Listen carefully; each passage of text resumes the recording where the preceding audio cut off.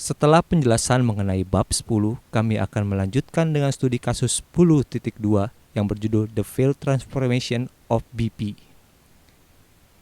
Pada tahun 2000, British Petroleum melakukan rebranding menjadi Beyond Petroleum, di mana mereka berkomitmen kepada publik untuk menjadi perusahaan ramah lingkungan dan fokus pada pengembangan sumber energi alternatif. Pada tahun 2005 terjadi ledakan kilang minyak di BP di Texas City yang menewaskan 15 orang dan melukai ratusan orang. Pada tahun 2006 kebocoran pipa minyak di Alaska memaksa penutupan salah satu tambang minyak di negara Amerika. Pada tahun 2010 ledakan fasilitas BP di Teluk Meksiko menewaskan 11 orang dan mengakibatkan terbukanya sumur Macondo yang memungkinkan sekitar 19 juta galon minyak mentah mengalir ke Teluk Meksiko. Hal ini mengancam ekosistem yang rapuh dan mata pencarian ribuan bisnis di sepanjang pantai Teluk. Dari kelalaian BP yang telah terjadi, BP selalu membayar denda dan kerugian material yang diakibatkan oleh kecelakaan operasional ini tanpa mengakui kesalahan. 4. Kecelakaan operasional dan tindakan yang diambil oleh BP untuk mengatasi masalah ini menurunkan citra ramah lingkungan terhadap BP yang mengakibatkan publik skeptis akan komitmen BP ketika rebranding di tahun 2000. Dari kasus BP ini, kami akan melakukan analisa dengan menggunakan Arthur Doblin Question. 1. What are the facts? Apa saja fakta yang ada dari kasus ini? Fakta pertama, pada tahun 2000, BP melakukan rebranding menjadi Beyond Petroleum dan berkomitmen menjadi perusahaan ramah lingkungan dan berinvestasi pada pengembangan sumber energi alternatif. Fakta kedua, pada tahun 2005 terjadi sebuah ledakan kilang minyak BP di Texas City yang menewaskan 15 pekerja. Fakta ketiga, pada tahun 2006 kebocoran pipa di Alaska terpaksa mendenda 20 juta US dollar karena gagal memperbaiki pipa yang terkorosi. Fakta keempat, Tony Howard, seorang ahli geologi yang sebelumnya mengawasi eksplorasi dan produksi minyak BP, ditunjuk sebagai CEO baru untuk menggantikan Lord John Brown. Fakta kelima, ledakan di rig Deepwater Horizon pada tanggal 20 April 2010 di Teluk Meksiko mengakibatkan 11 kematian dan terbukanya sumur Macondo.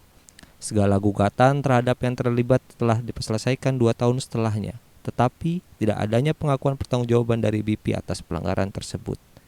Fakta ke-6, hampir 36 miliar telah dibayarkan BP untuk tuntutan hukum. Fakta ke-7, pada Juli 2015, BP mengumumkan penyelesaian sebesar 18,7 miliar US dollar untuk semua klaim federal, negara bagian, dan lokal yang timbul dari kecelakaan di tahun 2010.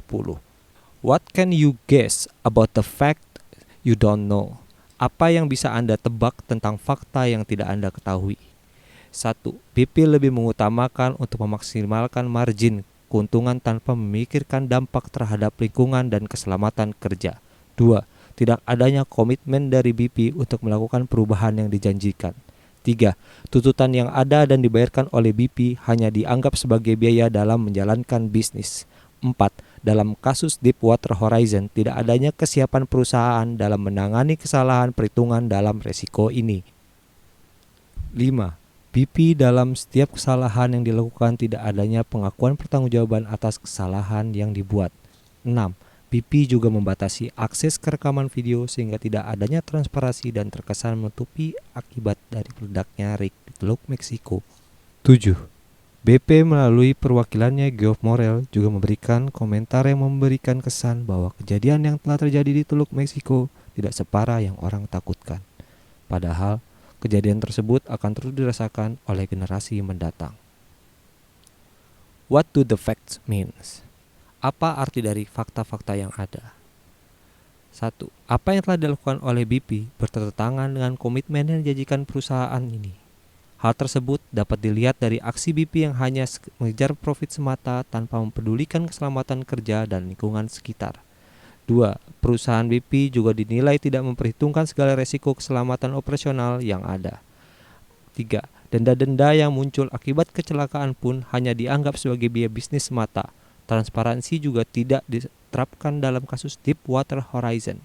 Dalam hal ini dapat disimpulkan bahwa integritas dari suatu organisasi sangat mudah untuk dikatakan, tetapi dalam prakteknya sangat sulit ditegakkan.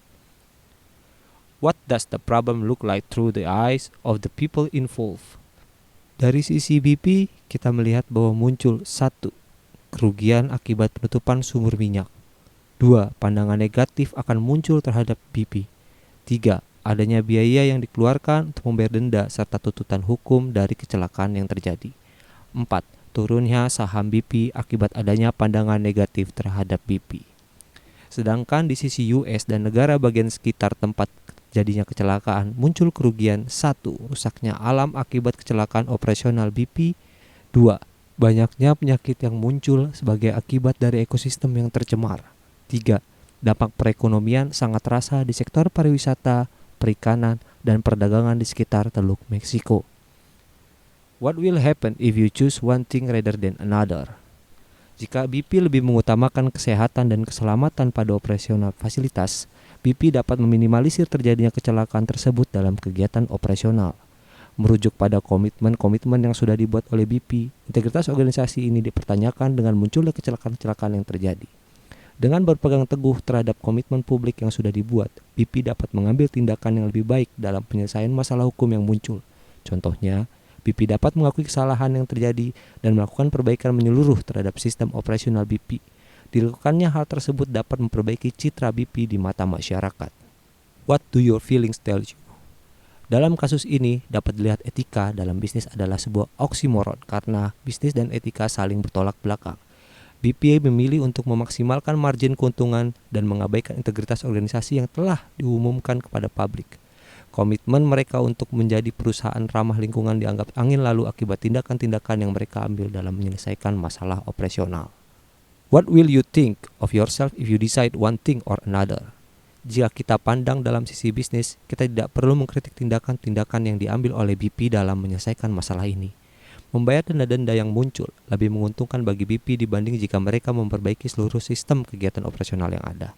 Akan tetapi, etika mereka dipertanyakan dengan kerusakan-kerusakan alam yang terus terjadi akibat kelalaian perusahaan. Komitmen mereka untuk menjadi perusahaan ramah lingkungan dianggap bualan belaka, dan apabila ini dibiarkan, citra buruk BP akan terus meningkat yang tidak mungkin di kemudian hari dapat mengakibatkan kebangkrutan akibat kehilangan kepercayaan konsumen. Can you explain and justify your decision to another? Tentu saja, seperti yang dijelaskan pada chapter 10, memenangkan kepercayaan dan keyakinan dari semua stakeholders akan menjadi pencapaian besar sebuah organisasi. Tetapi, menjaga kepercayaan dan keyakinan itu dalam jangka panjang akan menjadi pencapaian yang lebih baik. Yang dimaksud dengan hal tersebut adalah sebuah organisasi seharusnya tidak mencari keuntungan semata, serta pentingnya integritas dalam organisasi akan memberikan dampak positif bagi perusahaan. What evidence is there in this case that BP simply address finance as cost of doing business? Pada tahun 2000, British Petroleum melakukan proses rebranding menjadi Beyond Petroleum untuk menggambarkan sebuah perusahaan yang sadar akan ramah lingkungan dan berkomitmen untuk fokus terhadap pengembangan sumber energi alternatif seperti angin dan tenaga surya.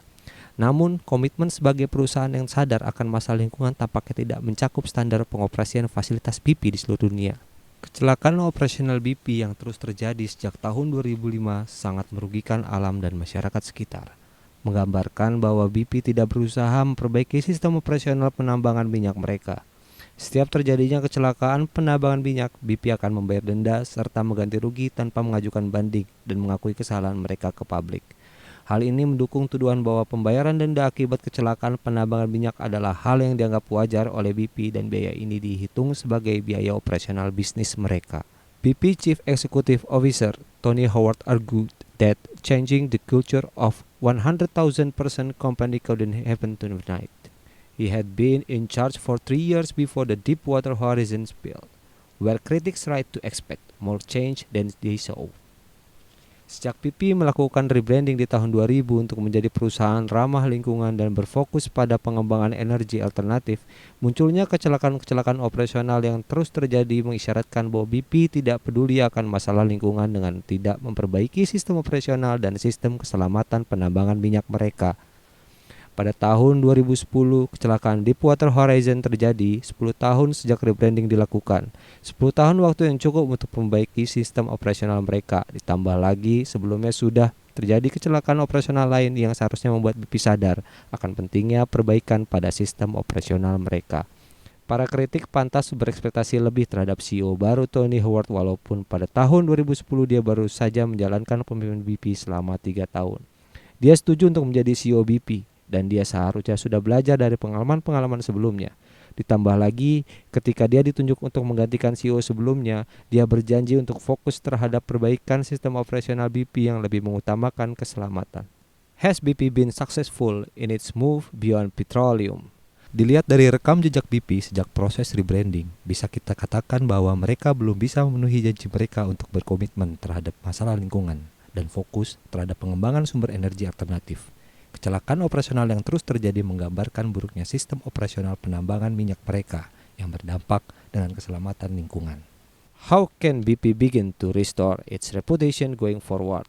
Langkah paling penting yang perlu dilakukan BP adalah mengevaluasi seluruh aturan dan sistem operasional mereka serta membentuk tim khusus sebagai compliance officer di seluruh fasilitas penambangan BP. Pengembangan riset dan investasi lebih terhadap renewable energy juga merupakan langkah yang tepat untuk memperbaiki citra BP sebagai perusahaan yang ramah lingkungan.